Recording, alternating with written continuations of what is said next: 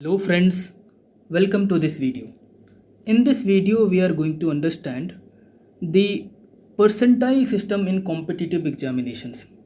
जो competitive examinations में percentile system होता है जिसके तहत जो है जिसके थ्रू जो है कैंडिडेट्स को सेलेक्ट किया जाता है, कैसे काम करता है, इसको बिल्कुल प्रैक्टिकल एग्जांपल्स लेकर हम समझेंगे इसको कि परसेंटाइल सिस्टम क्या होता है और कैसे काम करता है। अभी हाल ही में बीपीएससी ने जो 67th प्रीलिम्स जो आयोजित होने वाला है उसके लिए कहा है कि उसमें जो कैंडिडेट्स को सेलेक्ट किया जाएगा वो परसेंटाइल सिस्टम से सेलेक्ट किया जाएगा। 2 शिफ्ट में एग्जाम्स होंगे और कैंडिडेट्स का सिलेक्शन परसेंटाइल सिस्टम से होगा। तो क्या है ये, चलिए समझते हैं। तो ये देखिए, मान लीजिए कि 2 शिफ्ट में एग्ज़ाम होता है। पहले तो परसेंटाइल सिस्टम अगर देखें तो ये स्टैटिस्टिक्स का एक टर्म है और तो स्टैटिस्टिक्स के ज़्यादा टेक्निकलिटीज़ में नहीं जाते हुए यहाँ पे जो हमारे काम के लिए जो चीज़ें हैं बस उसको समझते हैं कि कैसे ये काम करता है और कैसे इसमें सिलेक्शन होता है, कैंडिडेट्स को कैसे सेलेक्ट किया जाता है। तो मान लीजिए शिफ्ट 1 और शिफ्ट 2, जैसा कि बीपीएससी ने कहा है कि वो 2 शिफ्ट में प्रीलिम्स को कंडक्ट करवाने वाले हैं। तो अगर देखिए शिफ्ट 1 और शिफ्ट 2 2 शिफ्ट में एग्ज़ाम होता है और तो क्वेश्चन का क्या होता है कि क्वेश्चन का लेवल जो है वो दोनों का बराबर बराबर रहना बहुत मुश्किल है। कोई ना कोई पेपर तो ज़रूर थोड़ा सा डिफ़िकल्ट और दूसरा पेपर ईजी हो सकता है, या कंपैरेटिवली एक डिफ़िकल्ट दूसरा ईजी, इस तरह से हो सकता है।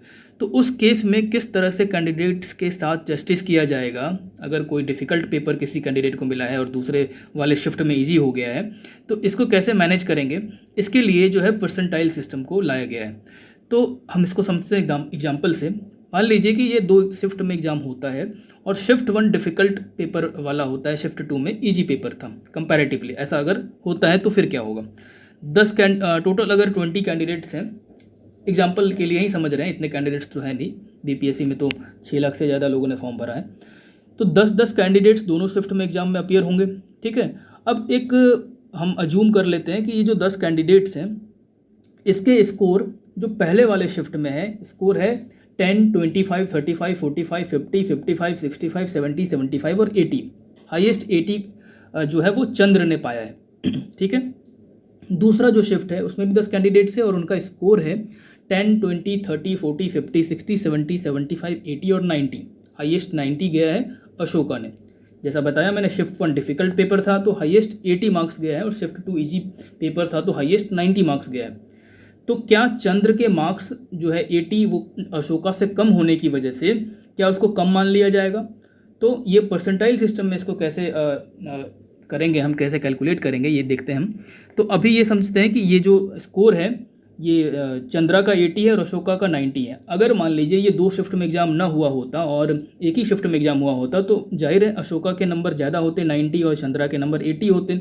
अब इस केस में क्या होता है कि अगर कट ऑफ मान लीजिए कि 75 जाता है तो 75 जो है वो उसके 75 स्कोर करने वाले तक के कैंडिडेट सेलेक्ट हो जाते हैं। लेकिन इस केस में परसेंटाइल के केस में क्या होगा, देखिए परसेंटाइल ऑफ 80 पहले पता करते हैं। जो पहला शिफ्ट है जिसमें कि चंद्रा को हाईएस्ट मिले हैं 80, उसमें परसेंटाइल कैसे वर्क करेगा, तो परसेंटाइल ऐसे वर्क करता है। देखिए, number of candidates less then Chandra divided by total candidates into 100।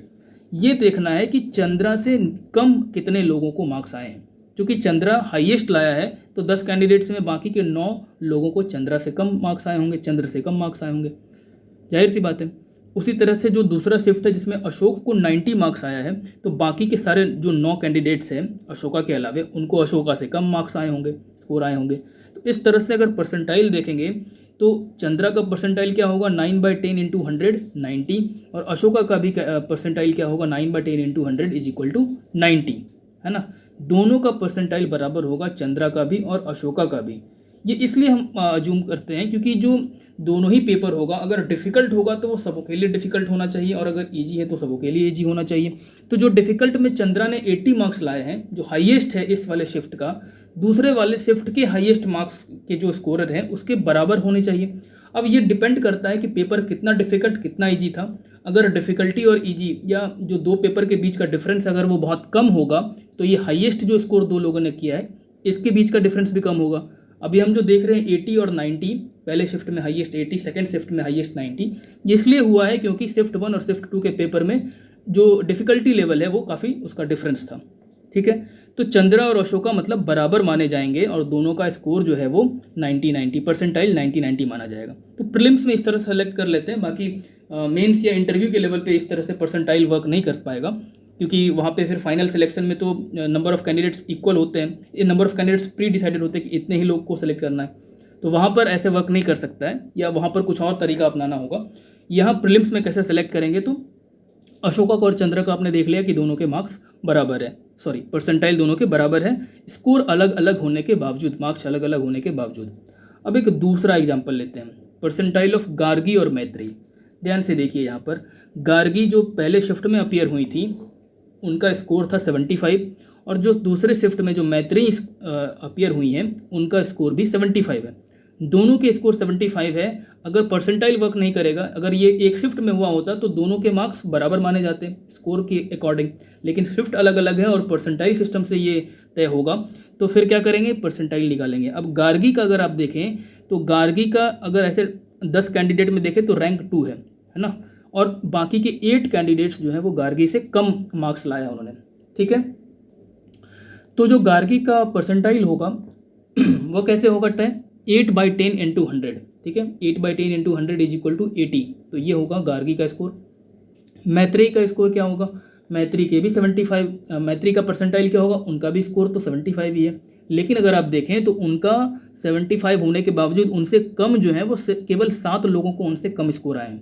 ऊपर से वो 3rd रैंक पे है और नीचे उनसे कम 7 लोग हैं उनसे कम स्कोर वाले, तो परसेंटाइल 7/10 हो जाएगा, है ना। Number of candidates less than Maitri is 7 divided by total number of candidates is 10 multiplied by 100, तो परसेंटाइल में मैत्री का क्या हो जाएगा, 70। अब ये देखिए गार्गी का परसेंटाइल क्या है, मैत्री से ज़्यादा है ना। स्कोर बराबर होने के बावजूद गार्गी का परसेंटाइल मैत्री से ज़्यादा है, 75 दोनों के मार्क्स आने के बावजूद गार्गी। तो ऐसे में अगर जो मेरिट लिस्ट, ऐसे में अगर सिलेक्शन होगा तो गार्गी को तवज्जो दी जाएगी मैत्री के ऊपर, स्कोर बराबर होने के बावजूद, क्योंकि गार्गी ने 75 डिफ़िकल्ट वाले पेपर में लाया है, शिफ्ट 1 वाले पेपर में, और मैत्री को जो ये आए हैं 75 मार्क्स, ये शिफ्ट 2 में आए हैं ईजी वाले में। इसीलिए जस्टिस कैसे होगा, न्याय कैसे होगा, तो परसेंटाइल सिस्टम यहाँ पे जस्टिस करता है कि गार्गी को मैत्री के ऊपर तवज्जो दी जाएगी, गार्गी के स्कोर ज़्यादा माने जाएंगे, क्योंकि गार्गी का स्कोर बराबर होने के बावजूद मैत्री से परसेंटाइल के मामले में आगे है, ठीक है। 80 परसेंटाइल है गार्गी का 75 स्कोर का, और यहाँ 75 स्कोर मैत्री का जो है उसका परसेंटाइल 70 है। तो आई होप कि अब आपको ये समझ में आ रहा होगा कि कैसे परसेंटाइल वर्क करेगा। अब अगर मान लो यहाँ पे कि 4 कैंडिडेट्स को सेलेक्ट करना होगा, 4 कैंडिडेट्स को, तो क्या होगा, जो चंद्रा है फर्स्ट शिफ्ट से, दो कैंडिडेट्स दोनों शिफ्ट से यहाँ सेलेक्ट होंगे।